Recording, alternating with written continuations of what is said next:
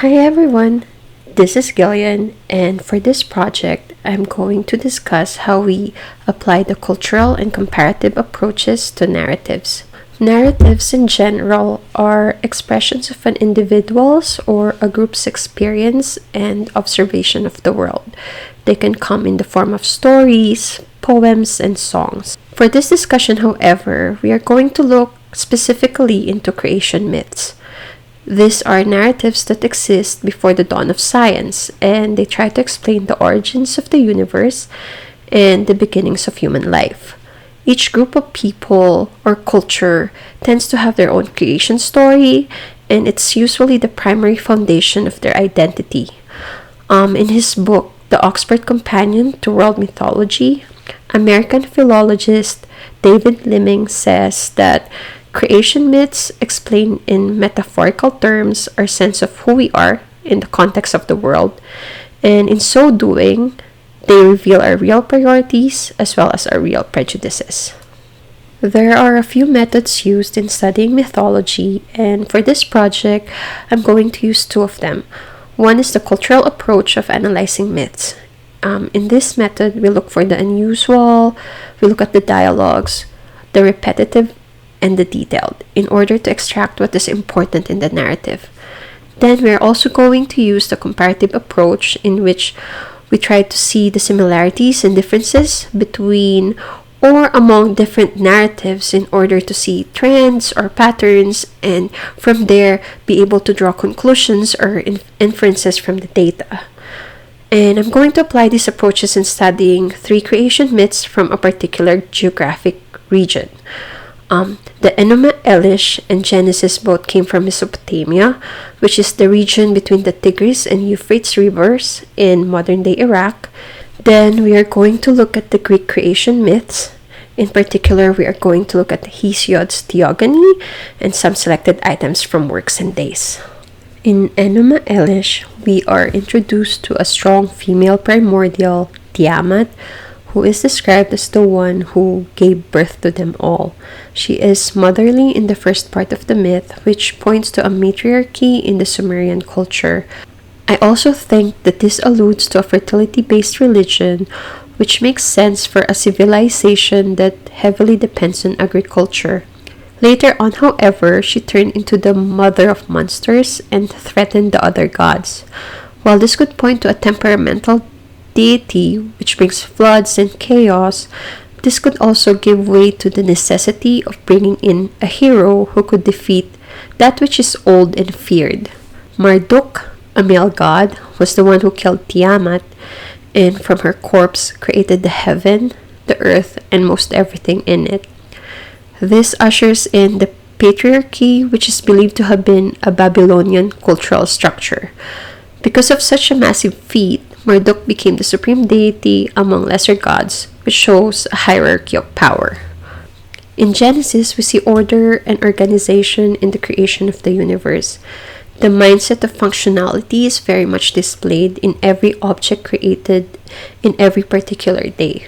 There is nothing made in a day that wouldn't serve as a foundation for what will be created the next day. The fishes, for example, were not made before the oceans were separated from the waters above. We also see the repetition of the words, "and God saw that it was good," before each creation day ends. The Hebrews or the Israelites believe in an all-knowing and intelligent God, so their creation myth shows a deity with a plan for the life he is going to create. We also see the introduction of evil in an initially all-good world through a serpent. In mythological studies, the serpent can be the shape-shifting trickster, which brings in disorder to an otherwise perfect existence. In some selected texts of Works and Days, it is apparent that the Greek culture also subscribes to a hierarchical patriarchy.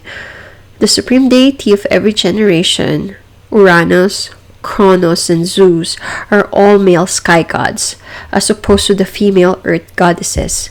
It is interesting, though, that the younger generation has to supplant the older generation. This may point to a culture that believes in a show of strength and power in order to be considered worthy of leadership. In Works and Days, The Ages of Man was presented as the origins of man. This shows a belief in the continuous deterioration of morals as each new generation arrives. The Golden Age will always be the best time and will never come back. In using the comparative approach to analyze the three creation myths, I looked at religion, the role of women, and the relationship between man and gods in each story.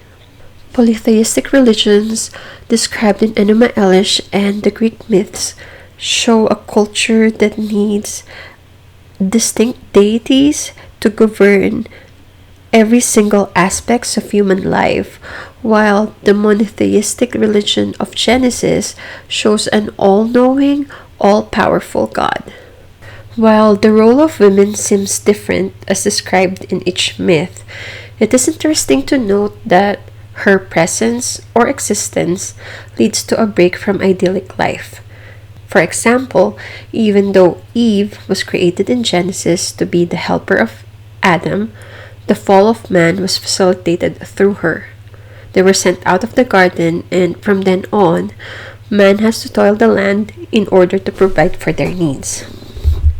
Lastly, the relationship between man and gods in the myth explains the position of humans in view of the gods they worship. This may show why certain practices, rituals, or beliefs are pervasive in each culture. So, what is the significance of applying the cultural and comparative methods to the creation myths?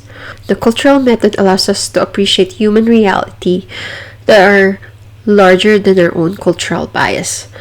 There are truths that are not rooted in morality and are therefore variable depending on each culture.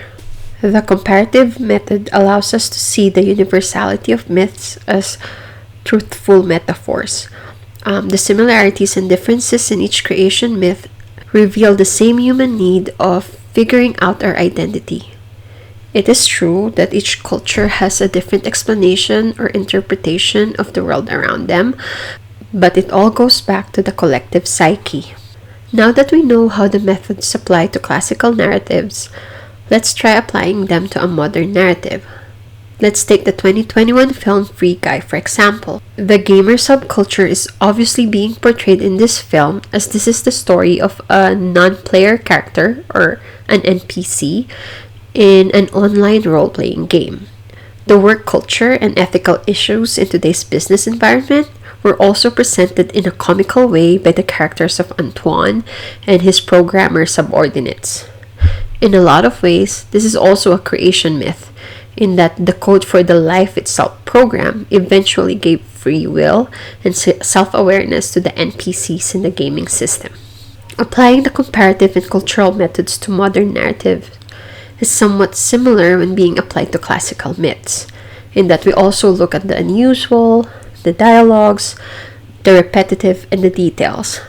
But it's different in that it might be harder to find a comparable narrative or point of reference when analyzing modern stories.